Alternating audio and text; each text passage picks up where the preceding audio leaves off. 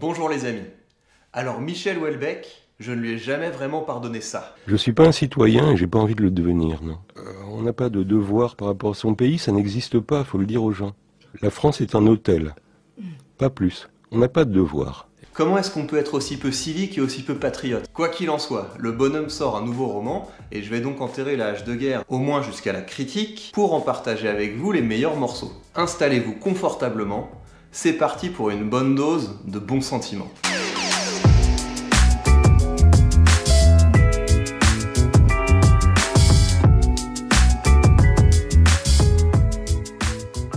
Sérotonine, c'est l'histoire de Florent Claude, 45 ans, ingénieur agronome sous antidépresseur, d'où le nom du livre, qui va partager avec nous sa déchéance. L'histoire débute en Espagne, où le narrateur est en vacances dans une station balnéaire.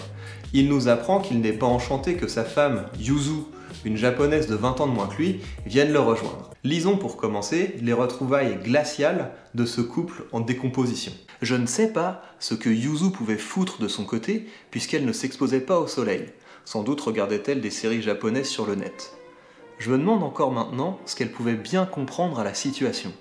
Un simple gaijin comme moi, même pas issu d'un milieu hors du commun, tout juste capable de ramener un salaire confortable sans être mirobolant, aurait dû normalement se sentir infiniment honoré de partager l'existence d'une japonaise déjà, mais en plus d'une japonaise jeune, sexy, appartenant à une famille japonaise éminente, et de plus en contact avec les milieux artistiques les plus avancés des deux hémisphères. La théorie là-dessus était inattaquable. J'étais à peine digne de dénouer ses sandales, cela allait de soi. Le problème est que je manifestais une indifférence de plus en plus grossière à son statut et au mien. Un soir, en allant chercher des bières dans le frigidaire du bas, je me heurtais à elle dans la cuisine et laissais échapper un pousse-toi grosse salope avant de me saisir du pack de San Miguel et d'un chorizo entamé. Bref, elle se sentit sans doute quelque peu désarçonnée durant cette semaine.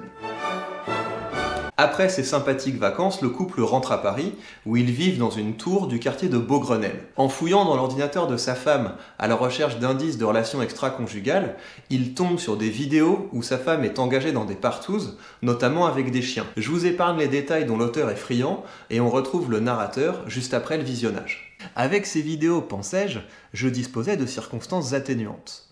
Le code pénal de 1810, dans son article 324, stipule que le meurtre commis par l'époux sur son épouse ou par celle-ci sur son époux n'est pas excusable. Néanmoins, dans le cas d'adultère prévu par l'article 336, le meurtre commis par l'époux sur son épouse ainsi que sur le complice, à l'instant où il les surprend en flagrant délit dans la maison conjugale, est excusable. En somme, si j'avais débarqué avec une Kalachnikov le soir de la partouze et que nous ayons été à l'époque de Napoléon, j'étais acquitté sans problème. Mais nous n'étions plus à l'époque de Napoléon, même plus à celle de divorce à l'italienne, et une rapide recherche internet m'apprit que la moyenne pour un crime passionnel commis dans un cadre conjugal était de 17 ans de prison. Certaines féministes souhaitaient aller plus loin, permettre le prononcé de peines plus lourdes en introduisant la notion de féminicide dans le code pénal. Ce que je trouvais plutôt amusant, ça faisait penser à insecticide ou à raticide. Quand même, 17 ans, ça me paraissait beaucoup. En même temps, on n'est peut-être pas si mal en prison, me dis-je. Les problèmes administratifs disparaissent et on est également pris en charge d'un point de vue médical. Le principal inconvénient est qu'on se fait constamment battre et sodomiser par les autres détenus. Mais à bien y réfléchir, c'était peut-être surtout les pédophiles qui se faisaient humilier et enculer par les autres prisonniers. Ou bien alors des jeunes mecs très mignons, avec un petit cul d'ange, des délinquants fragiles et mondains qui tombaient bêtement pour un rail de coke. Moi j'étais baraqué, trapu et un peu alcoolique. J'avais plutôt le profil d'un prévenu moyen en réalité. Humilié et enculé, c'était un bon titre, du Dostoïevski trash. D'ailleurs, il me semblait que Dostoïevski avait écrit sur le monde carcéral. C'était peut-être transposable. Enfin là, je n'avais pas le temps de vérifier. Il fallait que je prenne une décision rapidement. Et ce qu'il me semblait, c'est qu'un mec ayant tué sa femme pour venger son honneur devait bénéficier d'un certain respect des codétenus. C'est ce que me soufflait ma faible compréhension de la psychologie du milieu carcéral. D'un autre côté, il y avait quand même des choses que j'aimais bien à l'extérieur. Une petite virée au G20 par exemple. Ils avaient 14 variétés différentes de houmous. Ou bien une promenade en forêt. Enfant, j'aimais les promenades en forêt, j'aurais dû en faire davantage. J'avais trop perdu le contact avec mon enfance. Enfin, une incarcération prolongée n'était peut-être pas la meilleure solution. Mais je crois que c'est le houmous qui emporta la décision. Sans parler des aspects moraux liés au meurtre, bien entendu. Finalement, Florent Claude décide tout simplement de disparaître avec ses économies. Et il s'ensuit donc le début d'une période d'errance. Et on va donc accompagner le narrateur d'hôtel en hôtel, de café en café, et dans les rendez-vous ratés avec ses ex. Après avoir bien loosé à Paris, l'auteur va loser en Normandie, et il va notamment à la rencontre d'un ancien camarade de promotion qui peine à joindre les deux bouts avec son exploitation laitière. Voilà l'analyse que livre le narrateur à son ami de la situation économique, dans ce que sont sans doute les pages les plus politiques de l'ouvrage. Tu vois, dis-je de temps en temps, on ferme une usine, on délocalise une unité de production, mettons qu'il y a 70 ouvriers de virés, ça donne un reportage sur BFM, il y a un piquet de grève, ils font brûler des pneus, il y a un ou deux politiques locaux qui se déplacent, enfin ça fait un sujet d'actu, un sujet intéressant, avec des caractéristiques visuelles fortes. La sidérurgie ou la lingerie, c'est pas pareil, on peut faire de l'image. Là, bon, tous les ans, tu as des centaines d'agriculteurs qui mettent la clé sous la porte ou qui se tirent une balle, intervint sobrement Franck. Puis il secoua la main comme pour s'excuser d'avoir parlé, et son visage redevint triste, impénétrable. Ou qui se tire une balle, confirmai-je. Le nombre d'agriculteurs a énormément baissé depuis 50 ans en France, mais il n'a pas encore suffisamment baissé. Il faut encore le diviser par 2 ou 3 pour arriver aux standards européens, aux standards du Danemark ou de la Hollande. Enfin, j'en parle parce qu'on parle des produits laitiers. Pour les fruits, ce serait le Maroc ou l'Espagne. Là, il y a un peu plus de 60 000 éleveurs laitiers. Dans 15 ans, à mon avis, il en restera 20 000. Bref, ce qui se passe en ce moment avec l'agriculture en France, c'est un énorme plan social. Le plus gros plan social à l'œuvre à l'heure actuelle, mais c'est un plan social secret, invisible, où les gens disparaissent individuellement dans leur coin sans jamais donner matière à un sujet pour BFM. Emmerich secoua la tête avec une satisfaction qui me fit mal, parce que je compris à ce moment qu'il n'attendait rien d'autre de moi. Il attendait juste la confirmation objective de la catastrophe, et je n'avais rien, absolument rien à lui proposer en dehors de mes absurdes rêveries moldaves, et le pire était que je n'avais pas fini. Une fois qu'on aura divisé le nombre d'agriculteurs par 3, poursuivis-je, avec cette fois la sensation d'être au cœur de l'échec de ma vie professionnelle, et de me détruire moi-même à chaque parole que je prononçais. En même temps, si j'avais eu un succès personnel à aligner, si j'avais réussi à faire le bonheur d'une femme ou au moins d'un animal, mais même pas. Une fois qu'on sera aux standards européens, on n'aura toujours pas gagné, on sera même au seuil de la défaite définitive, parce que là on sera vraiment en contact avec le marché mondial, et la bataille de la production mondiale, on ne la gagnera pas. Et vous pensez qu'il n'y aura jamais de mesures protectionnistes? Ça vous paraît absolument impossible? Le ton de Franck était étrangement détaché, absent, comme s'il s'informait au sujet de curieuses superstitions locales. Absolument impossible, tranchai-je sans hésitation. Le verrou idéologique est trop fort. Repensons à mon passé professionnel et à mes années de vie professionnelle, je me rendais compte que j'avais été confronté, en effet, à de bien étranges superstitions de caste. Mes interlocuteurs ne se battaient pas pour leurs intérêts, ni même pour les intérêts qu'ils étaient supposés défendre, ça aurait été une erreur de le croire. Ils se battaient pour des idées. Pendant des années, j'avais été confronté à des gens qui étaient prêts à mourir pour la liberté du commerce. Donc voilà, je me retournais à nouveau vers Emmerich. À mon avis, c'est foutu, c'est vraiment foutu. Alors moi, ce que je te dis, c'est d'essayer de t'en sortir à titre individuel. Cécile, c'était une grosse salope. Laisse-la baiser avec son pianiste et oublie tes filles, déménage, revends la ferme, oublie tout le truc absolument. Si tu t'y prends tout de suite, tu as encore une petite chance de recommencer ta vie.